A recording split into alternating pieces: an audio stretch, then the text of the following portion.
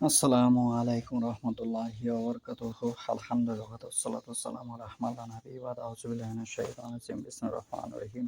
বাল্লিগু আন্নী ওয়ালাউ আয়া, আমার পক্ষ থেকে একটি হাদিস জানাতে প্রচার করো। আজকের বক্তব্যের বিষয় হলো রাত্রির সালাত সম্পর্কে।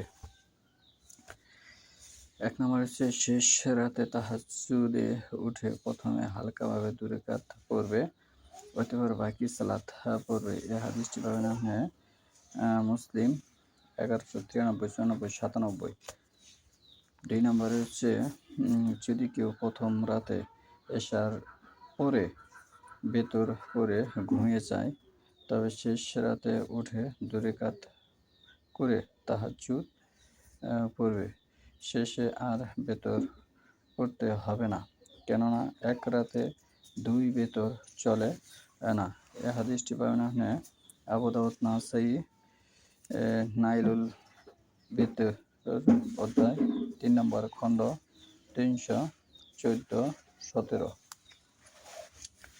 3 নম্বর হচ্ছে বেতের কাজা হয়ে গেলে সকালে অথবা যখন স্মরণ বা সুযোগ হবে তখন পড়বে।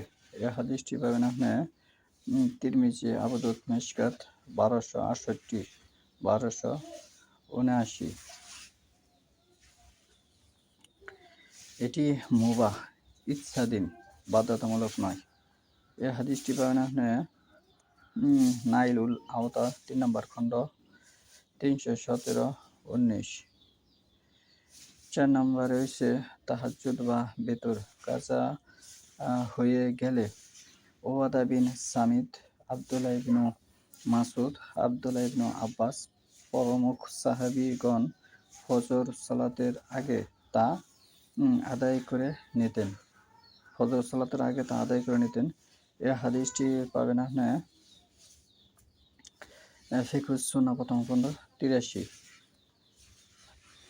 5 নম্বর হচ্ছে বেতের পরে শুয়ে গেলে এবং ঘুম অথবা ব্যথার কারণে তাহাজ্জুদ পড়তে না পারলে রাসূলুল্লাহ সাল্লাল্লাহু আলাইহি ওয়াসাল্লাম দিনের বেলায় সকাল থেকে দুপুরের মধ্যে 12 রাকাত পড়েছেন। তন্মধ্যে তাহাজ্জুদের 8 রাকাত ও সালাতুজ জুহা 4 রাকাত। এই হাদিসটি পাবেন মিরআত 4 নম্বর খণ্ড 266, মুসলিম মিশকাত 1257। 6 নম্বর হচ্ছে যদি কেউ এক রাতে বেতরের পর 2 রাকাত নফল সালাত আদায় করে এবং শেষ রাতে তাহাজ্জুদের জন্য উঠতে সক্ষম না হয়, তাহলে উক্ত 2 রাকাত তার জন্য যথেষ্ট হবে। এই হাদিসটি পাবেন দারিমি, মিশকাত 1286, সহিহা 1993। এখানে যে নিয়মিত ফরজ সালাত আদায় করে তার জন্য এই সুবিধা। 7 নম্বরে হচ্ছে যদি কেউ তাহাজ্জুদের নিয়তে শুয়ে গেলে উঠতে না পারে, তাহলে সে উত্তম নিয়তের কারণে পূর্ণ নেকি পাবে এবং উক্ত ঘুম তার জন্য সদকা হবে। এই হাদিসটি পাবেন আপনি নাসাই, ইবনে মাজাহ 454। যে ব্যক্তি নিয়মিত ফরজ সালাত আদায় করে, হালাল হারাম বেছে খায়, আল্লাহর সাথে শরীক করে না, বেদাত করে না, তার জন্য এই জন্যই সমাজে এই কথা প্রচলিত আছে যে মূর্খের আবাদত আলেমের ঘুম। আলেম ওই ব্যক্তি যে ইন্নামা ইয়াকাশা মিন ইবাদিহিল উলামা, ওই ব্যক্তিকে আল্লাহ আলেম বলেছেন যে আল্লাহর সাথে শরীক করে না, শরীক করলে তার আমল ধ্বংস হয়ে যাবে। সূরা আনামের 88 নম্বর পড়ে দেখুন, এবং সে তার জন্য জান্নাত হারাম হয়ে যাবে। সূরা মাইদার 72 নম্বর আয়াত পড়ে দেখুন। যে ব্যক্তি শরীক করে না, বেদাত করে না, আল্লাহ রাসূল সাল্লাল্লাহু আলাইহি ওয়াসাল্লাম করে 5 ওয়াক্ত সালাত আদায় করে, তার জন্য সে যদি ঘুমও পারে, তার জন্য ঘুম ইবাদত। এই হাদিসটি হল ঘুম যে ইবাদত। এই হাদিসটি হল নাসাই, ইবনে মাজাহ 454। এই কথাটা আমি আবার বলি, যদি কেউ তাহাজ্জুদের নিয়তে শুয়ে গেল উঠতে না পারে, তাহলে সে উত্তম নিয়তের কারণে পূর্ণ নেকি পাবে এবং উক্ত ঘুম তার জন্য সদকা হবে। এই কথাটাকেই সমাজে এইভাবে বলেছে অন্যান্য বিদ্বানগণ যে আলেমের ঘুম পারলেও সওয়াব হয় এবং মূর্খে আবাদত করলেও সওয়াব হয় না, কারণ মূর্খ তো আবাদতের নিয়মকানুন বোঝে না। মূলত আল্লাহ এবং আল্লাহ রাসূল সাল্লাল্লাহু আলাইহি ওয়াসাল্লাম কাছে মূর্খ তারাই যারা শিরিক করে আল্লাহর সাথে, যারা বেদাত করে, যারা পরের হক খায়, যারা হারাম উপার্জন খায় এবং হালাল পথে উপার্জন করে না। এরকম যারা করে, যারা আত্মীয়-স্বজনের ধন সম্পদ আত্মসাৎ করে খায় এবং হ্যাঁ, জিনা করে। জিনা তো এখন বহুল পাপ হিসেবে আখ্যায়িত হয়েছে। যারা জিনা করে তারা এই সুবিধা ভোগ করতে পারবে না। যে তারা ঘুম পাড়লেও যে তাদের সওয়াব হবে এই সুবিধা তারা পাবে না, যারা এই সমস্ত পাপের সাথে জড়িত। আর যারা এই সমস্ত পাপের সাথে যারা জড়িত নয়, তারা ঘুম পাড়লেও নেকি হবে। এটি হাদিসের এই কথাটাই আলেমের সমাজ অন্যভাবে উপস্থাপন করেছে। নাসাই, ইবনে মাজাহ আপনি পড়ে দেখুন, ইরওয়াহ ৪৫৪ নম্বর পড়ে দেখুন যে একজন ভালো লোকের ঘুম পারলেও তার যে আবাদত সওয়াব হয়, সদকায়ে জারিয়া হবে, সেটাই হাদিসে এভাবে এসেছে। বিষয়টা চিন্তা ভাবনা করুন, ভাবুন। এবং যদি কেউ অসুস্থ হয় বা সফরে থাকে, তাহলে বাড়িতে সুস্থ অবস্থায় সে যে নেক আমল করত সেইরূপ সওয়াব তার জন্য লেখা হবে। এ হাদিসটি পাবেন আপনি বুখারী মিশকাত ১৫৪৪ জানাজা অধ্যায়।